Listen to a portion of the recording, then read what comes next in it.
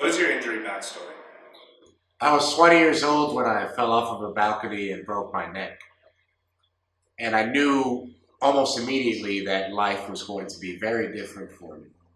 I remember trying to get up once I fell off that balcony and the signal not reaching my legs, and I knew that I was in for some trouble.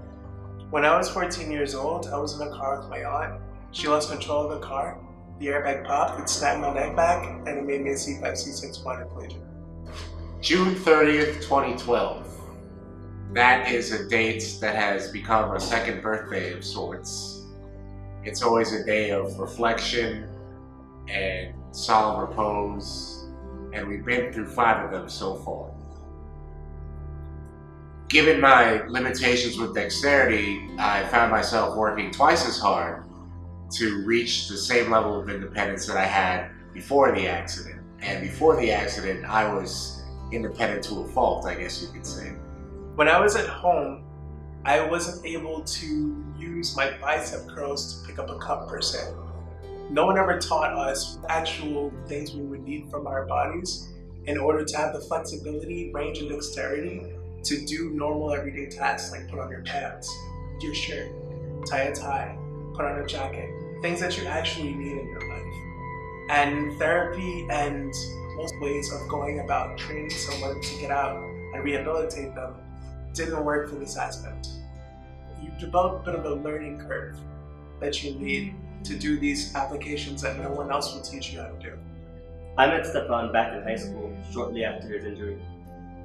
We became very close friends very quickly, and we would talk about how his life was before the incident, after the incident, and even found out he used to be a runner. He used to be a very independent person. He needed an aide to help him write notes during class. He needed the aide to help him eat during lunch in the cafeteria. And I always believed that there must have been a way to help him become more independent and get back to how he was in the past. As we got older and we both went to engineering school, we used to talk about making different products that could make his life a lot easier. We even got to the stages where we started making prototypes of random devices that could make his life more adaptive, let's say. Later on in life, we met Eli again at the Access Project.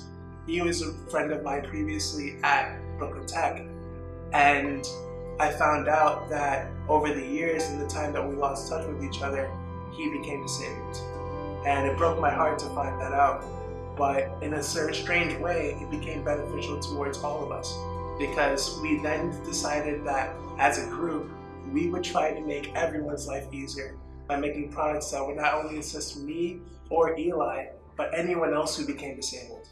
Because of that unique perspective, I think what separates us from other firms is that we have lived the experience. We continue to live the experience.